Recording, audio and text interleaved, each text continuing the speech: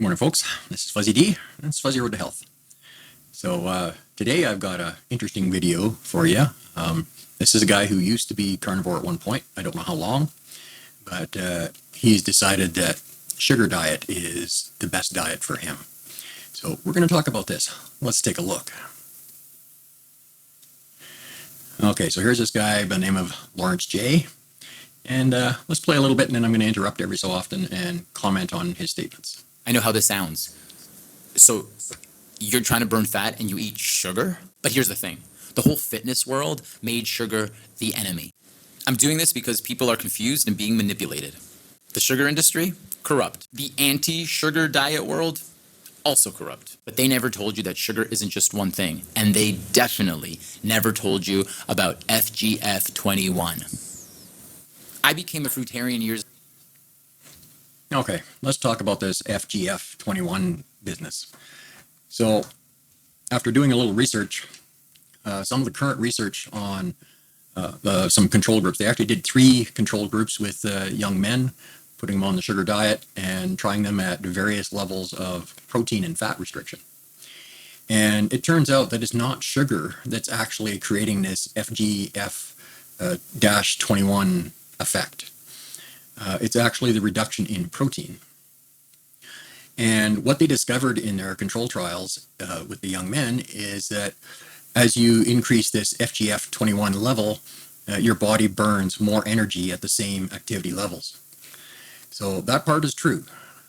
However, it's not the sugar that's creating the FGF21 increase, it's actually the reduction in protein. And if you increase your protein and your fat and eliminate the sugar, you'll get the same rise in the FGF-21. So he himself is not telling you the whole truth.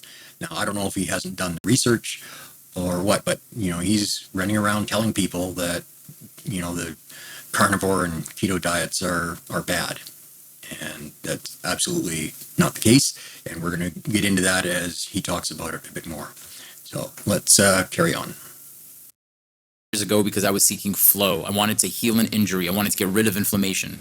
In this video, I'm going to break down why sugar is not the villain, why fruit is not the villain, how your body actually burns fat with sugar. Yes, FGF21. What makes this better than keto or carnivore, the emotional detox that nobody warns you about, and why this isn't a diet. It's a rhythm. Back when I was fully fruitarian a few years ago, it was the lightest I ever felt in my body. No inflammation, the body felt good, I could move, not just physically, but energetically also. My skin changed, my energy was electric, my mind was sharp. It was like my cells were breathing, they were... Okay, that's a lot of hyperbole that really means nothing.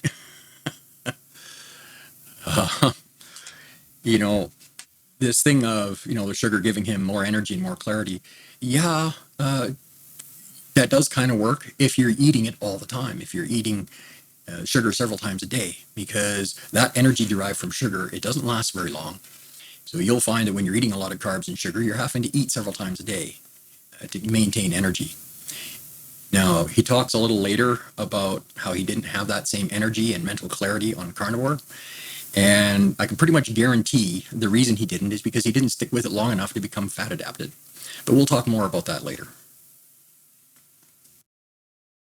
We're alive. But I got caught up in all the noise. Carnivore this, carnivore that, masculinity, testosterone. So I went back to eating meat. I even tried carnivore. I like a good steak sometimes. So I left fruit. Everything changed. Slowly. The weight came back on, not just the body weight, but the mental heaviness also. I lost the clarity, I lost the spark. That's when I started asking real questions again. Let's get into what nobody talks about. The body runs on glucose. That is its preferred energy source. Okay, now this is where Lawrence is absolutely, completely, and utterly wrong. I don't know where he gets this information from. It's completely false. Let's talk about this and why it's false. First of all, yes, there are organs in the body that require glucose, but you don't need to eat glucose or sugar in your diet to achieve it. So as far as glucose requirements in your body will produce all it needs directly from fat in your liver with a process called gluconeogenesis. So big fancy sounding word. All it means is that your liver takes fat and converts it into a chemical called ATP. Now, this ATP is actually the preferred energy for most of your body. Your mitochondria, for instance. Now, every cell in the human body, with the exception of red blood cells, has tons of mitochondria with it. Now, mitochondria is what seeks out damaged cells and repairs them. If it sees a mutated cell, it'll destroy it and replace it. Now, depending on the type of cell, it can have several hundred mitochondria, and some cells have several thousand mitochondria in that cell. And this mitochondria, when they started doing some heavy research, they discovered that it maintains 400% more energy when it's getting its energy from ATP as opposed to glucose. So 25% of the energy in your mitochondria on glucose means that over time it loses its ability to not only repair cells and replace mutated cells, but to even detect that there's a problem with your cells. And this is why chronic disease creeps in over time, and why cancer creeps in over time, and why the prevalence of cancer and autoimmune disease and all these kinds of things has become so prevalent.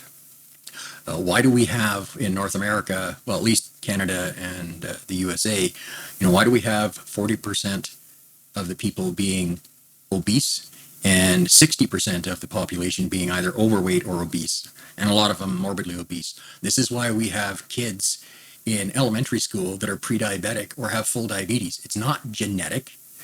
It's because they've got all this sugar in their diet. Now, sugar does a lot of things when you're getting an excess of it. It spikes your insulin, and then your body's got to deal with that. And over time, that will create insulin resistance. This will also create fatty liver disease of the non-alcoholic variety, unless you're drinking too. Now, sugar is also physically addictive, especially fructose. Now, he's talking about how good fruit is for you. Well, refined sugar hits the same addiction center of the brain as opiates and cocaine, things like heroin and whatnot. And fructose-based sugars hits that same addiction center twice as hard. So sugar is physically addictive. And physical addiction is not really good for anyone. So, his statement that the body runs on glucose and prefers glucose is patently false and provably wrong with lots of research. Now, I don't know if he's spent any time actually reading research on metabolic health. If he has, he's completely ignoring it.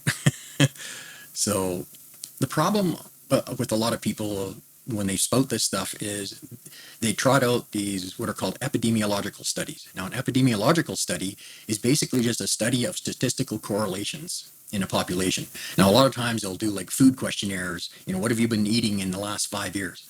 Well, I'm lucky if I remember what I ate 2 weeks ago, and I'm carnivore, so I know what I eat all the time. So asking somebody, what have they been eating for the last 5 years and expecting them to remember it all and be honest about it is ridiculous. It just doesn't work.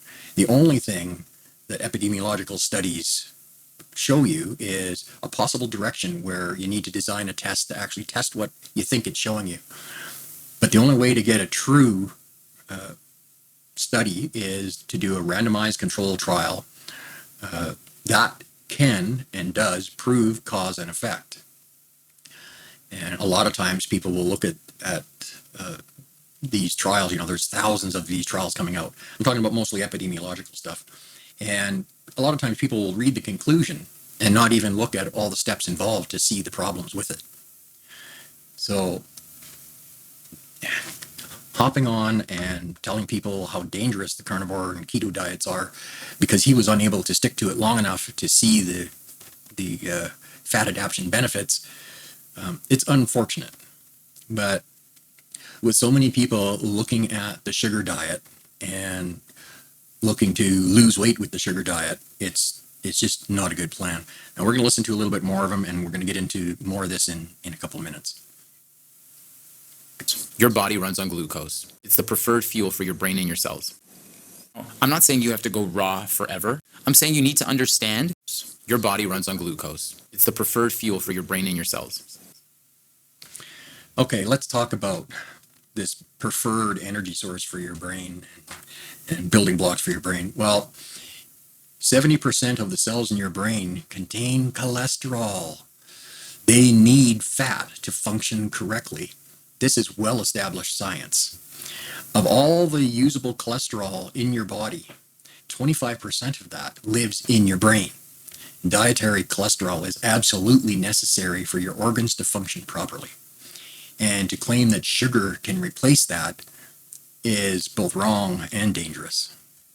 I'm not saying you have to go raw forever. I'm saying you need to understand on what your body actually runs on, the algorithm that actually burns fat and makes you feel healthy. For most of us, that starts with real whole sugar, fruit. Fruit is glucose. Glucose is your body's preferred form of fuel. But fruit isn't just glucose. If sugar and fruit was the body's preferred form of fuel, the mitochondria wouldn't get 400% more energy when you feed it fat instead of sugar. Just that simple fact alone tells you that his assertions are completely off the mark. It's fiber, minerals, hydration, and enzymes. Enzyme. When you eat fruit the right way, it improves digestion, helps eliminate waste, boosts energy, increases FGF21. Look it up. It's a hormone that burns fat and helps increase your energy. Again, recent studies have shown that it's not the rise in sugar that's increasing the FGF21 levels. It's actually the reduction in protein that most people do when they are increasing their sugar intake. It's just the way it works.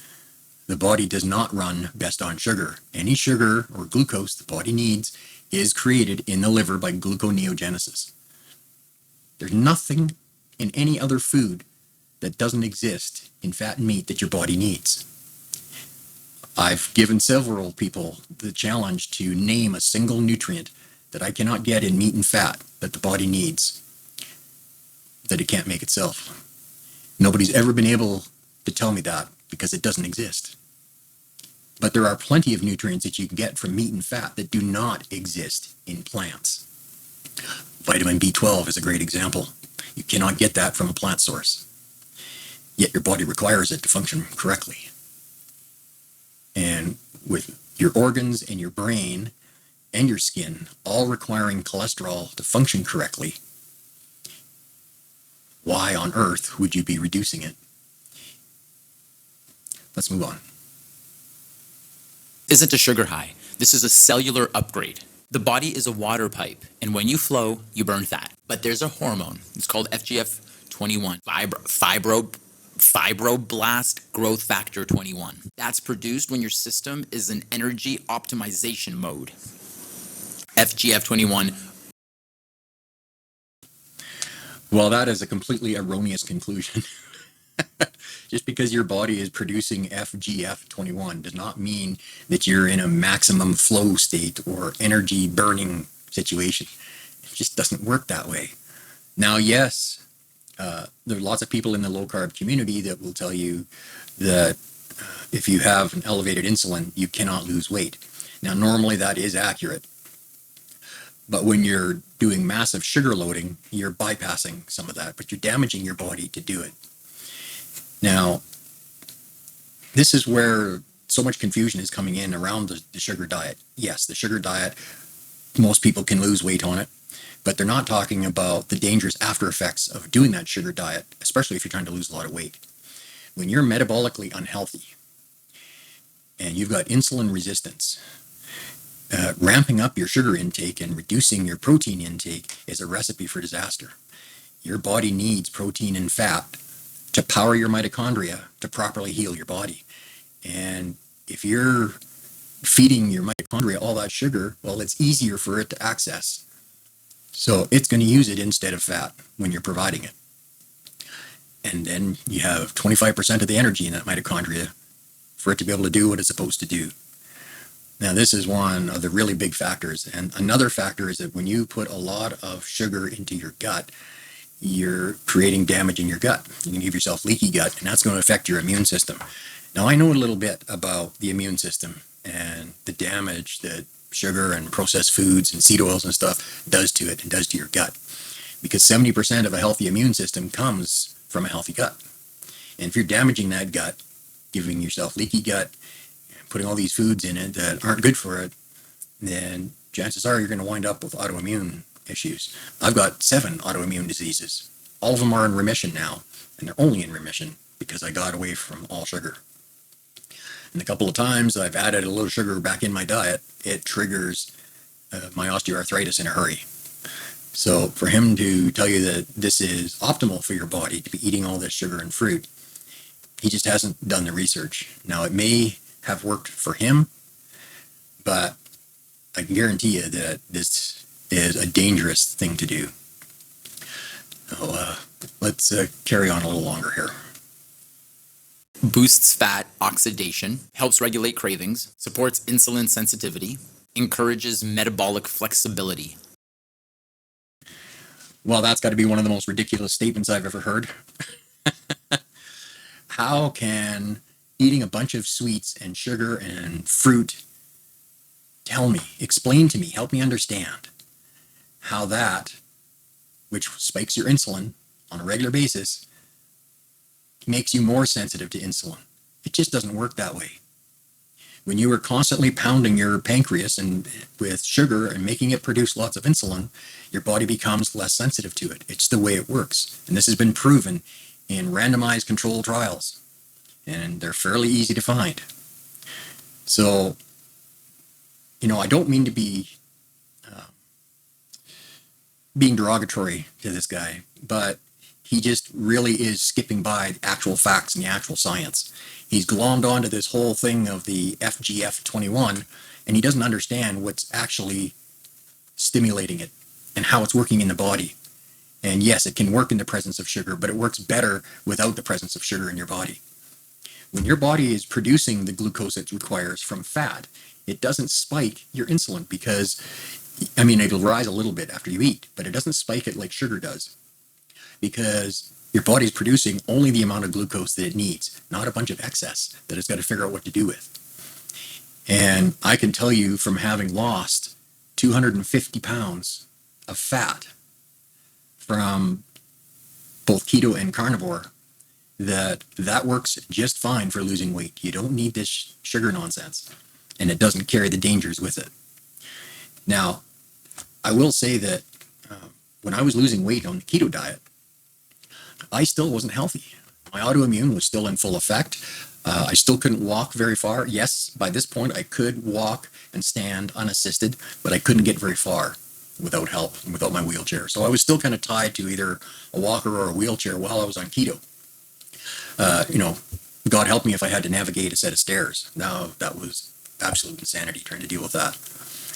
And it wasn't until I went full carnivore and eliminated the last of the sugar and carbs and everything out of my diet that I began to truly heal, that the autoimmune stuff went into remission. And it went into remission in a hurry.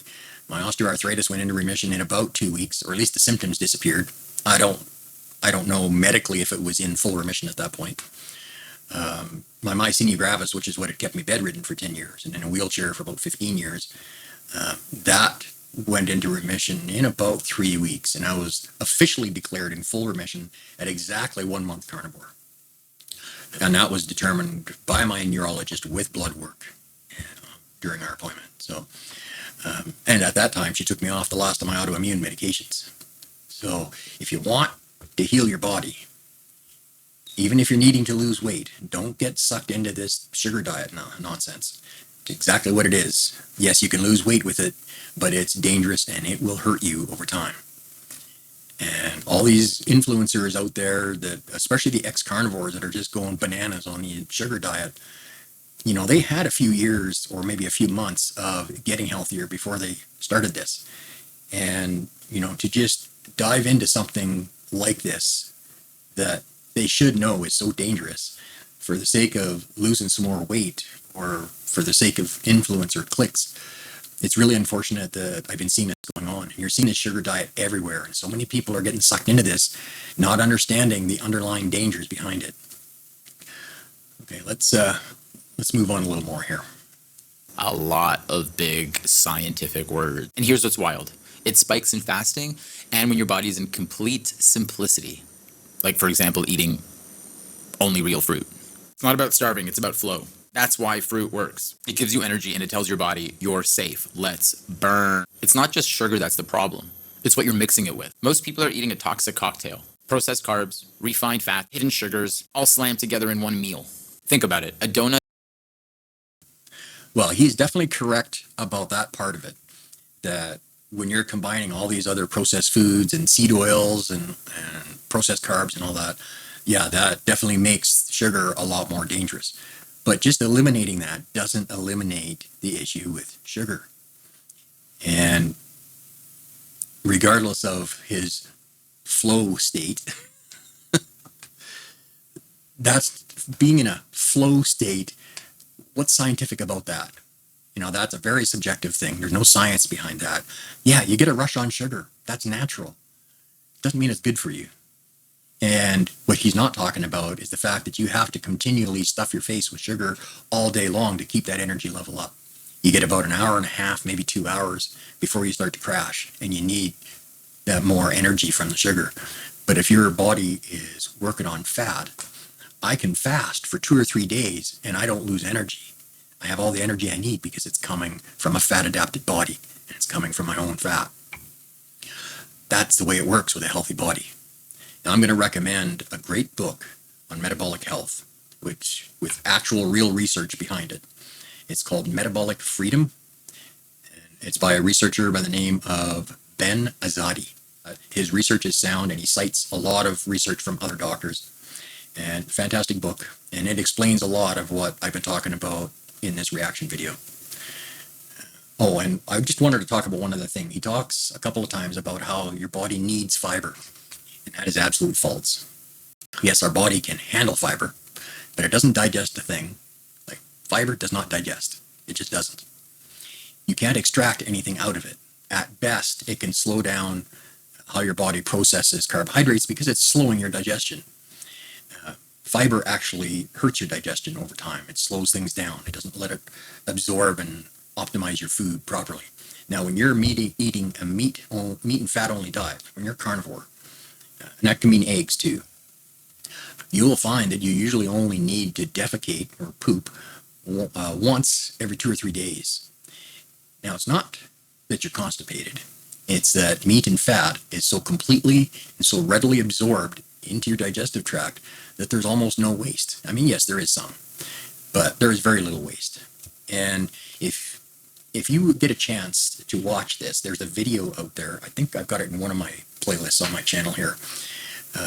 It's by a guy who he had to have his colon removed and a bunch of his lower intestine because of was it Crohn's or IBS or something like that. One of those really nasty digestive diseases, and he got cancer of the colon and they had to pull it out, and then he survives with a colostomy bag.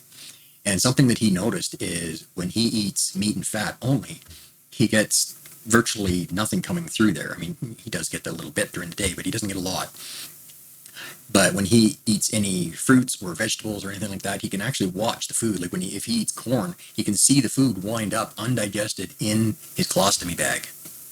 So you can't tell me that the gut is digesting and absorbing this stuff. It doesn't. Fiber is not required. And nobody has produced an RCT trial showing that fiber is either required or benefits the body in any way. It only benefits you if you're eating all this crap that's leaving this sludge that the fiber can help clean out of your system. If you're not eating it, you certainly don't need it. And all these vitamins and minerals that people talk about in fruit and vegetables, most of those you don't need if you're not damaging your body with the oxalates found in fruit and vegetables. It's just the way it works. You don't need those tons of vitamin C and all this stuff. Besides, only about 4% of what you eat in vegetables or fruit is actually absorbable by the body, like the nutrients. I'm not talking about the sugar. Sugar is just, it gets into the body really easy from whatever you're eating. But the actual nutrients, like the vitamins and things like that, we only get about 4% out of the vegetables because the human body isn't really designed to process it. Yes, we can survive on plants, but we're certainly not as healthy on them. And that's just the reality of it. All right, let's carry on. Nut is fat, sugar, and starch all in one bite. Your body doesn't know what to burn. It creates metabolic confusion. But fat is still floating around in your blood, so you store it. This is why you end up gaining fat while feeling exhausted.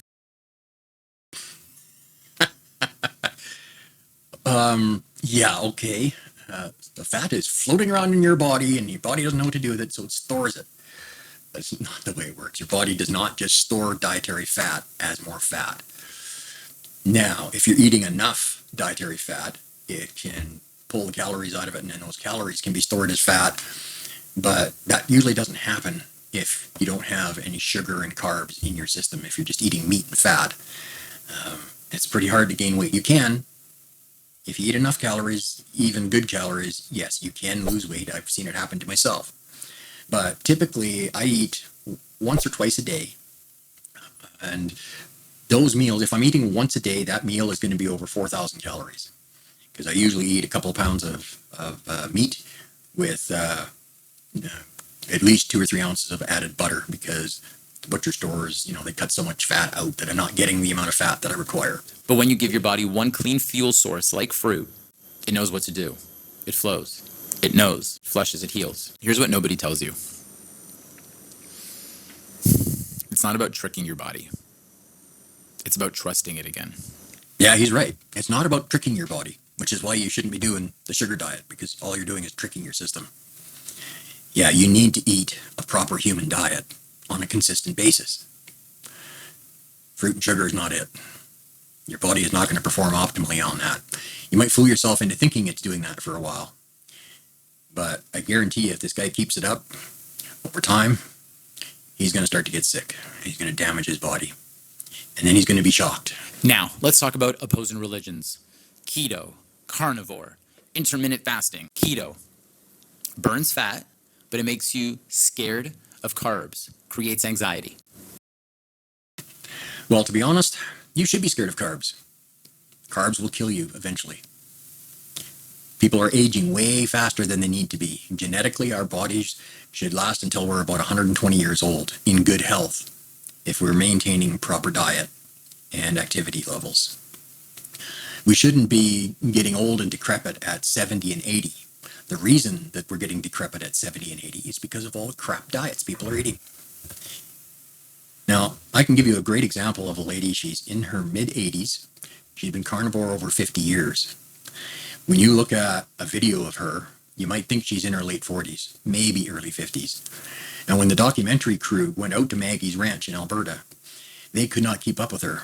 She was carrying 4 buckets full of grain and water to take around to the animals on the farm. And she was doing that like all morning.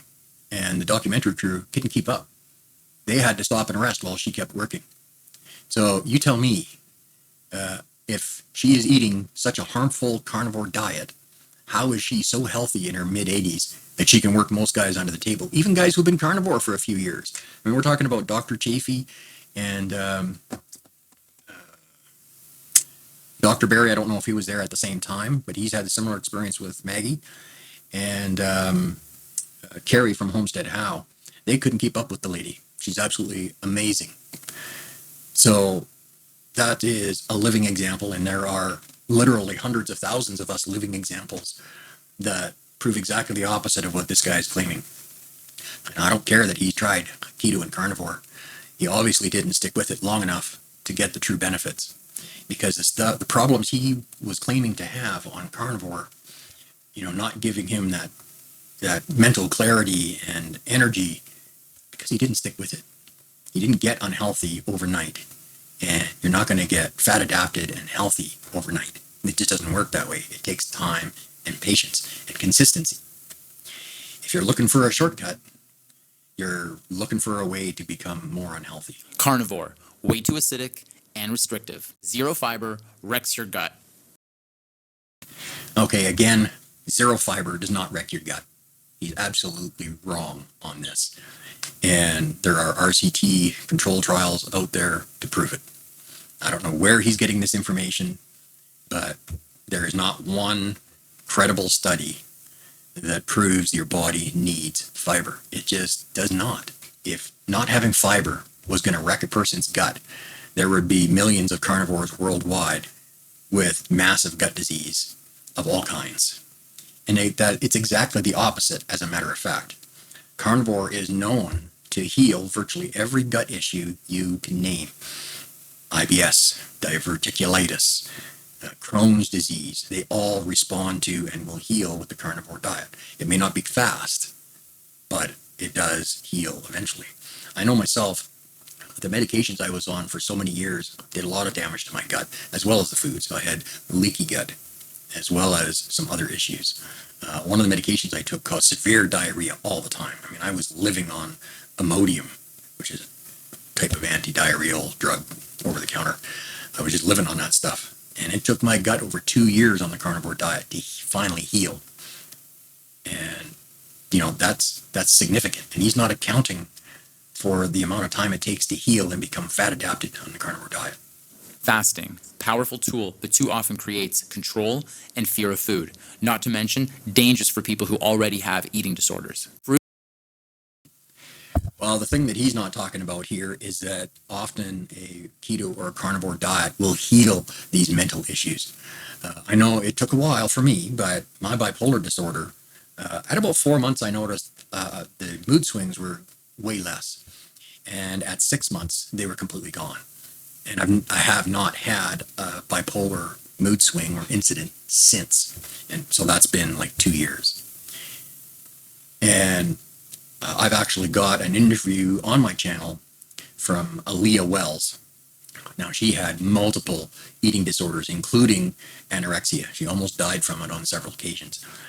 And had all kinds of issues with mental disorders and depression and that kind of thing. And the carnivore diet healed it all. She is absolutely amazing. The healing she's gone through is incredible and absolutely proves what this guy is saying is completely false. Fruit-based eating gives you energy, mobility, and emotional stability.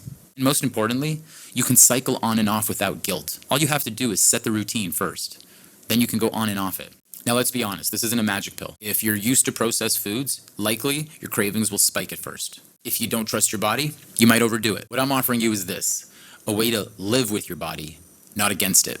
To flow in and out of clean sugar states. It's like Now, what he's offering you is actually a recipe for disaster. It's a recipe for destroying your mitochondria, for making them less efficient and unable to heal your body. It's a recipe for fatty liver disease, like non-alcoholic fatty liver disease. And it's a recipe for poor gut health. And it's also a recipe for just damaging your body's processes in creating the hormones and the chemicals that your body needs. If you're feeding it this constant supply of sugar, your liver is going to really slow down on its ability to create its own glucose through gluconeogenesis. A high sugar diet and eating fruit all the time is just going to damage your body over time. We were never meant to eat this way. See, what he's talking about is, eating all this fruit all the time. Well, in nature, when we were out there being hunter-gatherers, we had access to fruits a couple of weeks out of the year. That was it. So yes, our body can handle it and get some energy from it, but it wasn't meant to survive on it. We are meant to live on meat and fat. That's how our brains got so big. That's how humans got so smart, because of meat and fat, not because of fruit. Now, if you want to eat an ancestrally appropriate diet, that means a little bit of fruit and veg in season, vine ripened, organically grown. Now, not everybody can get away with that. I can't. Just like a week ago, or a little over a week ago, I tried some fresh, organic, vine or tree ripened, fresh BC cherries, and I had less than a cup of them. And it triggered my osteoarthritis. At least, I'm pretty sure that's what happened. It triggered my osteoarthritis. So the next day, my knee was so bad I could hardly walk anywhere. I had to get a knee brace and wear it for about 3 days. The last day I probably didn't need to wear it, but I wore it just to be sure. And then I was fine again, which is a typical cycle for me if I get into like seed oil or something that will trigger my osteoarthritis in my wrists. Some people, they just can't get away with eating those types of things when they damage their body enough. But if you're if you're relatively healthy to begin with, eating an ancestrally appropriate diet is fine. I mean, that's a proper human diet. And we ate that way for thousands of years before they started doing the agriculture thing. And if you look at civilizations in the past who went heavy agriculture and ate a lot of honey and sweets and refined pastries and stuff like that, the ancient Egyptians are a good example of this. The elites that could afford all of those types of foods, they had horrible problems with their teeth and all kinds of diseases. You can see a lot of them, they had bone deformities and just all kinds of health issues that were among the elites that ate this kind of garbage food. I mean, they had garbage food even back then because it's, people liked their sweets, and they started making all this processed stuff for the rich people. And this is what happens when a society goes this route and gets away from what's ancestrally appropriate eating. Then these chronic diseases start to rise and people get sick. When you look at how they started doing the low, stop eating red meat and fat thing back in the 70s after Dr. Key's quote unquote research, when people started using more and more sugar and seed oils and stopped eating lots of red meat and fat, disease levels started going up in lockstep with those reductions. So we see the increase in all these autoimmune diseases and all these weird childhood diseases and autism. I mean, I'm on the spectrum myself. I've got Asperger's. I found out just a few years ago, which actually helped explain a lot. But there's all these things that are happening. And if you look at photographs of the soldiers returning from World War II, and you look at all the people crowding into Times Square, it's almost impossible to find somebody that's even overweight, let alone somebody that's obese. Now you look at modern day pictures of people in Times Square, and there's fat people and obesity everywhere. And we see these huge rises in chronic disease and cancer and autoimmune disease and autism and all these things. Some of it's environmental, most of it's food. And Dr. Berry said it best, that if everybody would stop eating sugar, processed foods, and seed oils, 80% of all chronic disease would disappear. And I believe that because that's about the numbers I've seen with people that have gone carnivore. Okay, let's see what else he's got to say here. Like learning your body's own music. And yeah, you can still cheat. You can come on and off it, but now you know where home is. This path isn't. Now, cheating on a carnivore diet, especially, or even a keto diet, cheating is not a good thing because it revives those sugar cravings and it sets you up for keeping trying to feed that. And another mistake that a lot of carnivores make, myself included, I made this mistake, is getting into dairy. Because technically dairy is animal-based, so it is kind of carnivore, but it's got some problems. One is just about all dairy has lactose, unless they've artificially removed it, or certain types of say kefir or hard cheese have a much reduced amount of lactose, but it still has some. And now lactose, of course, if you're not aware, is a sugar, so that will definitely spike your insulin. And that definitely, that was spiking my sugar cravings, which actually led me back to starting to use honey for a few days. And it was devastating. It almost blew me right off the diet. And the other issue with dairy is that it contains a chemical compound called casein. And what that is it's actually a mild opiate that the cow adds into the milk for her calf to encourage it to drink more, to drink faster, and grow as big as possible in the shortest amount of time. So it's designed to make you crave more dairy. And that's a problem for us carnivores, especially those of us who have an addictive personality. It could be that he never gave up dairy when he tried carnivore, but he doesn't really talk about it. He just talks about carnivore enough to say how bad it is. And it's unfortunate that he's come to that conclusion. I don't feel he gave it a fair shot, because people I've seen that actually give it a full fair try, they almost never go back, because they feel so good on it. Perfect. At first, you'll feel emotional waves. You might overeat some fruit. I do all the time. You'll question yourself. And people around you, they'll tell you it's dangerous. But they're running on misinformation and anxiety. You're doing... Well, this is the guy that's running on misinformation and anxiety. Like, really. He is so misinformed about how the metabolism functions in the body and how the hormones and everything work to control balance. And we were never meant to eat fruit and sugar all the time. We just weren't meant to. It didn't exist that way in nature. You just didn't have access. The modern world is completely different. And if we want to stay healthy, we need to eat like we did ancestrally. Or even stricter. In my case, I can't eat fruits and vegetables. I've proven it to myself a few times now. And it's always a disaster when I try. So now, do I have anxiety about it? No. Do I live in fear? No. I just know what my limits are and what I can and cannot do.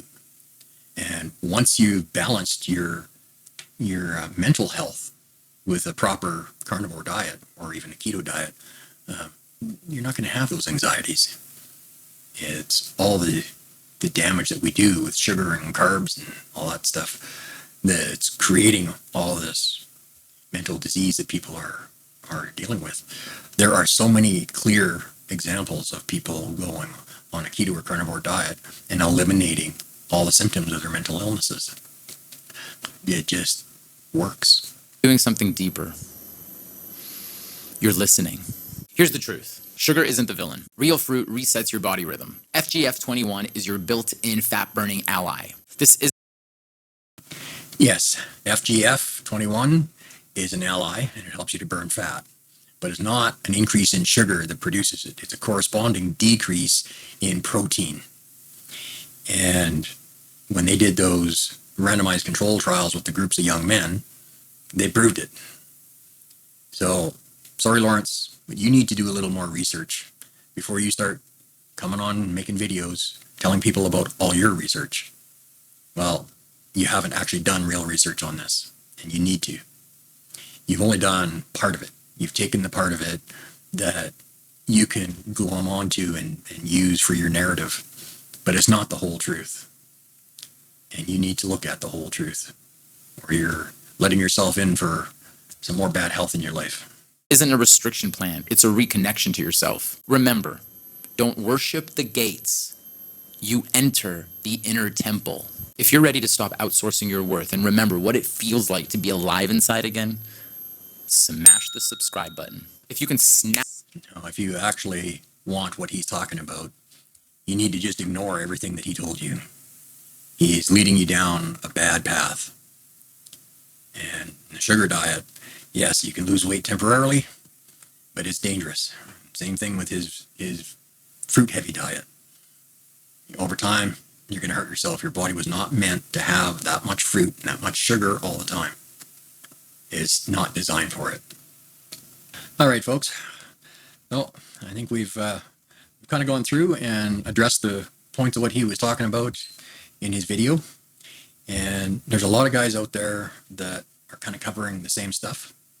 Now, I want to point you to one other guy. Now, he's actually a PhD. I think he's a medical doctor as well. And he actually talks about a lot of this research that I was just talking about in here. And just give me a second and I'll bring it up here. So let's take a quick look here. Now, this is a guy by the name of Nick Norwitz. And he's actually talking about this research with the FGF21 and those three groups of boys that they did the research trial on. So if you're interested in learning more, take a look at this guy's video in his channel. If I remember, I'll leave a link down in the description so you can find this video. And there's some really good information in this. And I also highly recommend that book I talked about, Metabolic Freedom by Ben Azadi. So I hope you found this useful. And look forward to, we got more of these videos coming out. I did mention on my last video that we're going to be restarting the interviews, so stories of healing. I've ran into a final challenge with that. Many of you know that we're currently staying in a hotel since the fire until we can move into the new apartment at the end of July. And I'm having a real issue with internet speed here, and I don't know that I'm going to be able to do interviews until I can get them to bump up my internet speed. I've got the hotel manager working on it. He's been trying to get through to them for a few days to get an increase in my speed here. The other thing I'm going to try is I've got 5G on my cell phone and I get really good signal up here. So I may try to use that as a hotspot for doing those interviews. So interviews aren't coming quite yet, but hopefully I'll be doing them soon. In the meantime, I'll continue to do these videos. Catch you on the next one, folks. Bye for now.